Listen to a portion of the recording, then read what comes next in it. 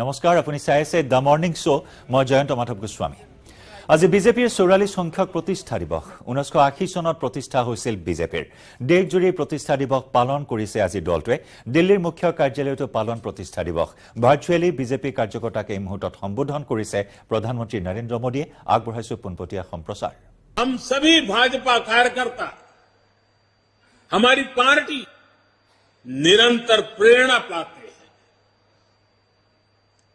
हनुमान जी सब कुछ कर सकते हैं, सबके लिए करते हैं, लेकिन अपने लिए कुछ नहीं करते। इदम रामाय इदम न मम, यही तो भाजपा की प्रेरणा है। इदम राष्ट्राय इदम न मम। भाजपा हनुमान जी की एक और बात से भी बहुत बड़ी प्रेरणा मिलती रहती है हमें। जब हनुमान जी को राक्षसों का सामना करना पड़ा तो वो उतने ही कठोर भी हो गए थे। इसी तरह जब भ्रष्टाचार की बात आती है, परिवारवाद की बात आती है, कानून व्यवस्था की बात आती है, तो भाजपा उतनी ही संकल्पबद्ध हो जाती है मां भारती को इन बुराइयों से मुक्ति दिलाने के लिए। कठोर होना पड़े तो कठोर भी हो। और हमारे लिए एक तो बहुत बड़ी प्रेरणा क्या है, आज की मॉडर्न परिभाषा में जिन बातों को बार बार जिक्र किया जाता है, और वो है कैन डू एटीट्यूड। अगर हनुमान जी का पूरा जीवन देखें, डगर डगर पर पल पल हनुमान जी के भीतर की can do attitude, can do संकल्प शक्ति उनको हर प्रकार की सफलता लाने में बहुत बड़ी भूमिका अदा करती है। कहा भी गया है, कवन सो काज कठिन जग माही, कवन सो काज कठिन जग माही, जो नहीं होई तात तुम्ही पाही तुम्हें पाई। यानी ऐसा कोई भी काम नहीं है जो पवन पुत्र हनुमान कर नहीं सकते। इसलिए जब लक्ष्मण जी पर संकट आया तो हनुमान जी संजीवनी बूटी के लिए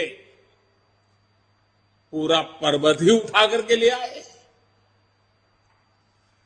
भाजपा भी इसी प्रेरणा से परिणाम लाने में, लोगों की समस्याओं का समाधान करने का प्रयास करती रही है, करते रहना है, करते रहेंगे। इसलिए साथियों, आज के पवित्र अवसर पर को स्मरण करना है। राम काज किने बिनु, राम काज किने बिनु, मोही कहां विश्राम। भाइयों और बहनों, भाजपा वो पार्टी है जिसके लिए राष्ट्र सदैव सर्वोपरि रहा है। एक भारत श्रेष्ठ भारत जिसकी आस्था का मूल मंत्र रहा है। जब जनसंघ का जन्म हुआ था तो हमारे पास न ज्यादा सियासी अनुभव था, न साधन थे, न संसाधन थे, लेकिन हमारे पास मातृभूमि के प्रति भक्ति, हमारे पास लोकतंत्र की शक्ति थी। जो देश लोकतंत्र की जननी हो, मदर ऑफ डेमोक्रेसी हो, उसकी जनता के नीर क्षीर विवेक पर प्रारंभ से हमारी आस्था रही है और दिनों दिन वो आस्था और मजबूत होती जा रही है। इसलिए जनभावना, जन आकांक्षाओं को ही हमने भाजपा की चेतना शक्ति बनाया है। हमने राष्ट्र प्रथम, नेशन फर्स्ट के मंत्र को अपना आदर्श बनाया है। भाजपा ने लोकतंत्र की कोख से जन्म लिया। भाजपा लोकतंत्र के अमृत से पोषित है और भाजपा देश के लोकतंत्र को, देश के संविधान को मजबूत करते हुए समर्पण भाव से दिन रात देश के लिए काम कर रही है। साथियों, हमारा समर्पण है मां भारती को, हमारा समर्पण है देश के कोटि कोटि जनों को, हमारा समर्पण है देश के संविधान को।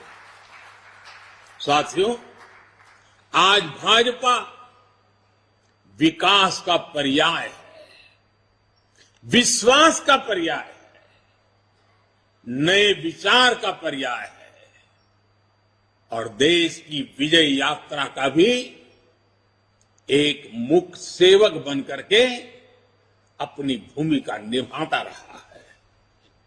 भाजपा सबका साथ, सबका विकास, सबका विश्वास और सबका प्रयास के मंत्र के साथ काम कर रही है। भाजपा की कार्यशैली सर्वसमावेशी है, सर्वस्पर्शी है, सर्वजन का हित करने वाली है।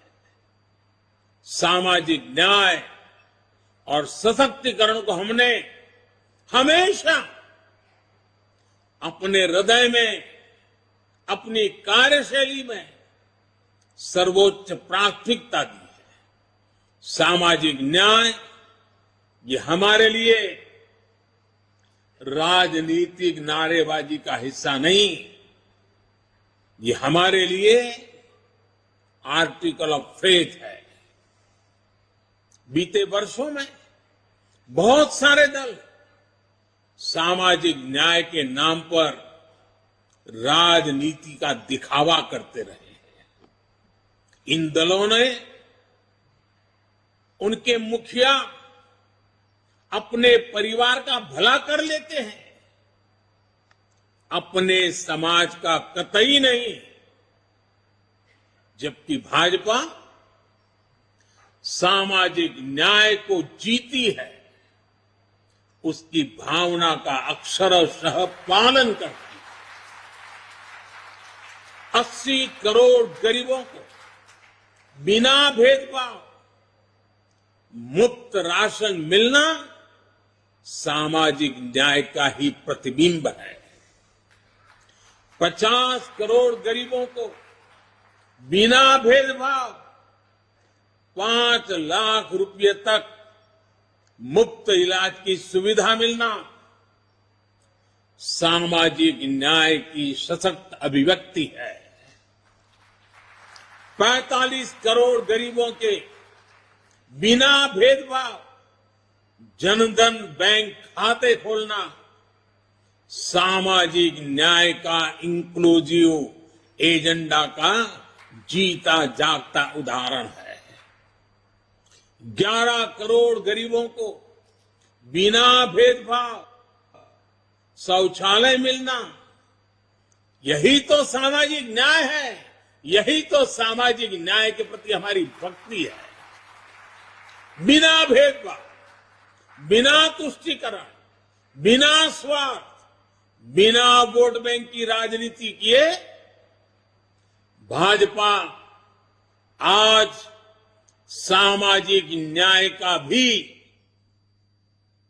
सच्चे अर्थ में धरती पर इरादों को साकार करने वाला, देश के दबे कुचले समाज के लिए आशा की किरण बना हुआ एक पर्याय बनकर के उभरा है। साथियों, आज भाजपा देश में एक नए पॉलिटिकल कल्चर का भी नेतृत्व कर रही है। कांग्रेस और उनके जैसी पार्टियों का कल्चर, उन पार्टियों की पहचान क्या है? ये उन्हीं के कल्चर में से पैदा हुई है। उन पार्टियों की पहचान है, पार्टी का नाम लेते ही एक ही बात दिखती है, सारी पार्टियों का दर्द देख लीजिए, परिवारवाद, वंशवाद, जातिवाद और क्षेत्रवाद का बंधक है ये सारे लोग। जबकि भाजपा का पॉलिटिकल कल्चर प्रत्येक देशवासी को साथ लेकर चलने का है। कांग्रेस और उसके जैसी पार्टियों का कल्चर छोटा छोटा सोचना, छोटे सपने देखना और उससे भी कम हासिल करके खुशियां मनाना बस, और खुशी एक दूसरे की पीठ थपथपाना। भाजपा का पॉलिटिकल कल्चर है बड़े सपने देखने और उससे भी ज्यादा हासिल करने के लिए जी जान से खप जाना, शरीर का कण कण, समय का पल पल खपाने का हौसला रखते हैं। कांग्रेस और उसके जैसी पार्टियों का कल्चर महिलाओं की समस्याओं, उनकी रोजमर्रा की चुनौतियों की परवाह ही नहीं करता है। जबकि भाजपा का पॉलिटिकल महिलाओं के जीवन को आसान बनाने, उनके सपनों को साकार करने को, निर्णय प्रक्रिया में उनको भागीदारी देने को प्राथमिकता देता है। इसलिए आज के युवा हो या फिर देश की माताएं, बहनें, बेटियां, भाजपा के साथ हम पल पल अनुभव कर रहे हैं। हमारी माताओं बहनों के आशीर्वाद बढ़ते चले जा रहे हैं, जुड़ाव महसूस करती हैं, अपनापन महसूस करती है। इसलिए आज ये सभी भाजपा के साथ कंधे से कंधा मिलाकर चल रहे हैं। साथियों, आज स्थापना दिवस के इस शुभ अवसर पर हम सबके लिए अपने सपनों को, अपने संकल्पों को, मां भारती के सेवा के लिए समर्पित अपने हर कार्यकर्ता के जीवन को देखते हुए बहुत सी बातों को बार बार समझने की आवश्यकता होती है। 2014 में जो हुआ वो केवल सत्ता परिवर्तन नहीं था। 2014 में भारत के लोगों ने भारत के पुनर्जागरण की नई यात्रा का शंखनाद कर दिया है।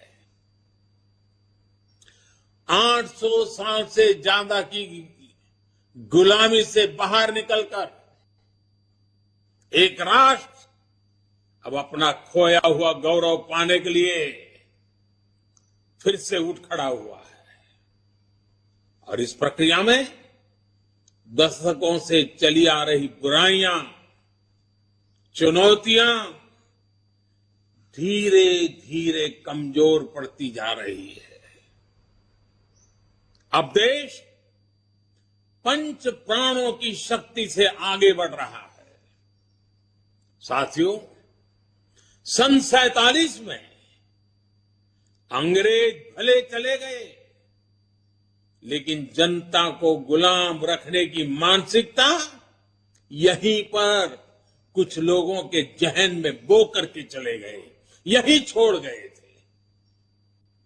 इसलिए आजादी के बाद के वर्षों में देश में ऐसा वर्ग खूब फला फूला जो सत्ता को अपना जन्मजात हक समझता था। इन लोगों की बादशाही मानसिकता ने देश की जनता को हमेशा अपना गुलाम माना। 2014 में इस दबे कुचले शोषित वंचित वर्ग ने अपनी आवाज बुलंद की। बादशाही मानसिकता के लोग इस वर्ग की आवाज सुनने की तो बात छोड़ दीजिए, पल पल कुचलते रहते थे। इसलिए हमारी सरकार के पहले कार्यकाल में ही बादशाही मानसिकता वाले इन लोगों ने इन शोषितों, वंचितों, दलितों, पिछड़ों कोई मौका नहीं छोड़ा उनकी मजाक उड़ाने में।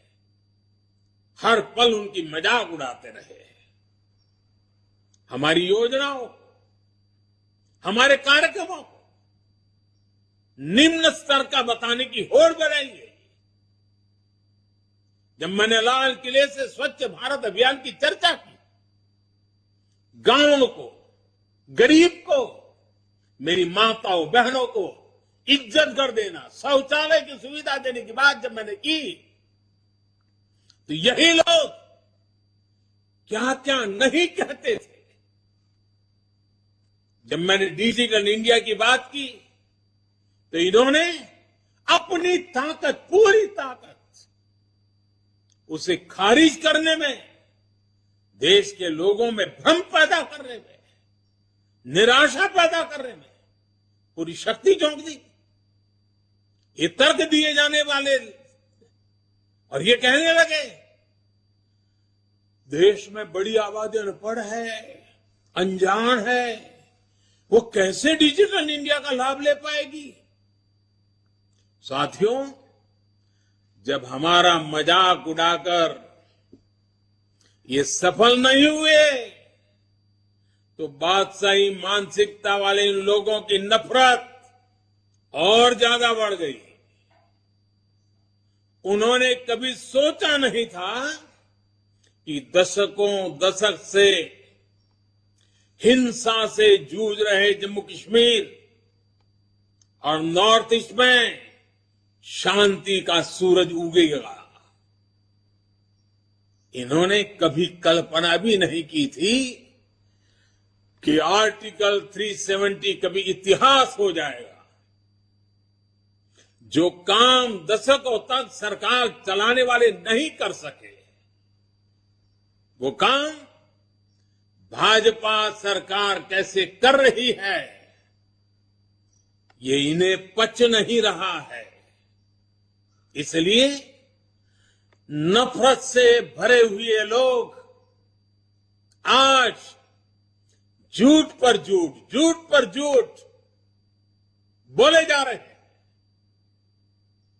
अपने भ्रष्ट कर्मों का खुलासा होते देख ये बेचैन है, हताशा से भर गए। इसलिए अब ये लोग इतने हताश, इतने निराश हो चुके हैं कि अब एक ही रास्ता उनको दिख रहा है, एक ही उपाय दिख रहा है, और वो खुल करके कहने लगे हैं, मोदी तेरी कब्र खुदेगी। वो कब्र खोदने की धमकी देने लगे। बादशाही मानसिकता वाले इन लोगों को, इन पार्टियों को एक बात पता नहीं है। आज देश का गरीब, देश का सामान्य मानवी देश का युवा, देश की माताएं, बहनें, बेटियां, दलित, पीड़ित, शोषित, वंचित, आदिवासी, हर कोई भाजपा के कमल को खिलाने के लिए, भाजपा के कमल की रक्षा करने के लिए वो ढाल बनकर के खड़ा हुआ है। साथियों, अपने अस्तित्व की लड़ाई लड़ रहे इन राजनीतिक दलों की हमारे खिलाफ साजिशें चलती रहेगी, लेकिन हम देशवासियों के सपनों को, देशवासियों की आकांक्षाओं को दबते हुए, बिखरते हुए, सिमटते हुए, मुरझाते हुए नहीं देख सकते। इसलिए हमारा जोर देश के विकास पर है, देशवासियों के कल्याण पर है। हमारे परिश्रम से जो परिणाम मिले हैं, इसकी गवाही वो आंकड़े दे रहे हैं जो पिछला वित्तीय वर्ष समाप्त होने पर बीते 15-20 दिनों में सामने आए हैं। और मैं सभी देश और दुनिया में भाजपा के कार्यकर्ताओं को हमेशा हिसाब देने की आदत रखता हूं। काम का ब्यौरा हर मौके पर देता रहता हूं। मैं आज सिर्फ 2-3 सप्ताह की ही झलक दिखा रहा हूं आपको, 15-20 दिन की।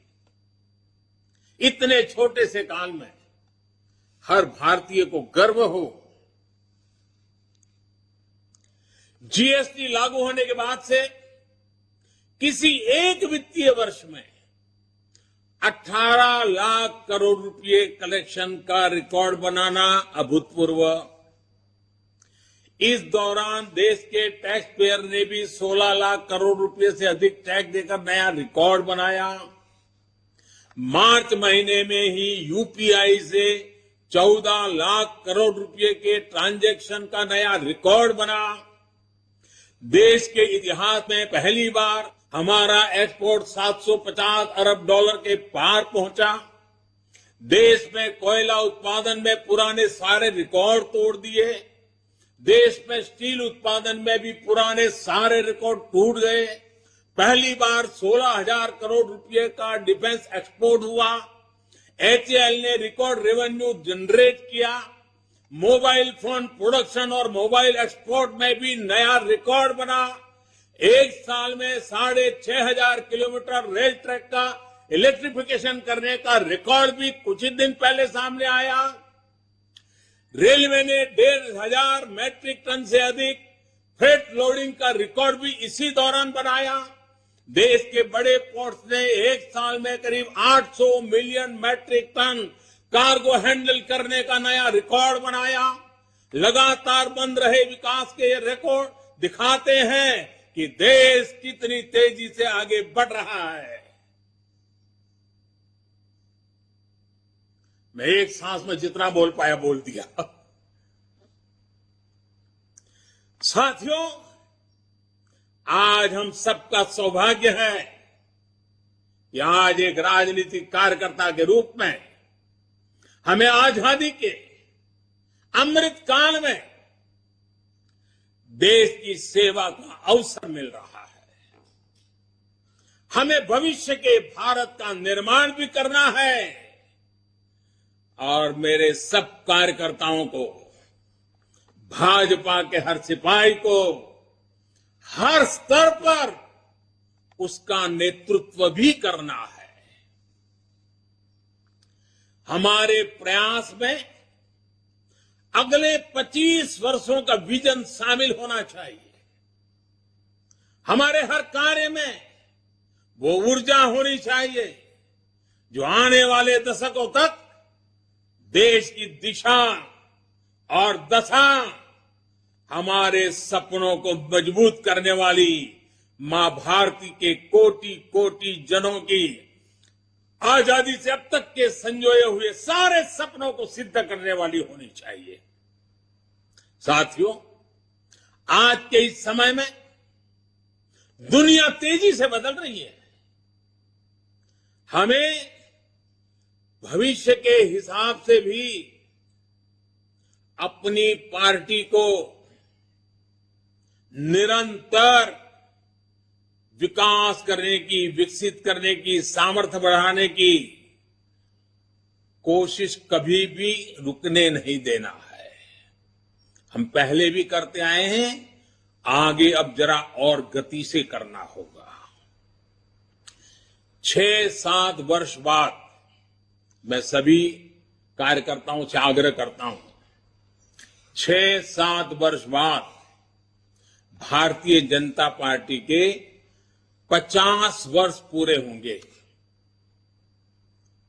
जब भाजपा के 50 वर्ष पूरे हो, उस समय पार्टी का व्याप कितना होगा, स्वरूप कैसा होगा, हमारे लक्ष्य क्या होंगे, ये हमें अभी से तय करना होगा। हमें नए आइडियाज को, नए इनोवेशंस को अपनाना होगा। पार्टी में उन्हें एक प्रकार से हमारा जीवन का, कल्चर का हिस्सा के रूप में ऐसे जोड़ना होगा, उसे बढ़ाना होगा। जैसे मेरा एक सुझाव है कि हम पार्टी में टेक्नोलॉजी को हर स्तर पर आगे लेकर आए। हम विभिन्न स्तरों पर टेक्नोलॉजी सेल्स बना सकते हैं। हम युवाओं की ऐसी टीम बना सकते हैं जो आधुनिक टेक्नोलॉजी को मॉनिटर करे, उसे जनता तक पहुंचा के लिए कैसे इस्तेमाल कर सकते हैं। हम एक्सपर्ट से सुझाव लें, हम सेमिनार करें, एक्सपर्ट्स को लेकर बुला करके बदलते हुए विश्व को समझने की कोशिश करें। सोशल मीडिया में भी हमें नए तौर तरीकों के बारे में सोचना होगा। आजकल रील्स, यूट्यूब, ट्विटर, फेसबुक और इंस्टाग्राम के जमाने में ज्यादा से ज्यादा युवाओं में, इस युवा पीढ़ी में प्रोफेशनल से जुड़ने के लिए हमें राजनीति के नए आयामों को विकसित करना ही है। कम्युनिकेशन और इंफॉर्मेशन भाजपा के निरंतर विस्तार में बहुत बड़ी भूमिका निभाने वाले हैं।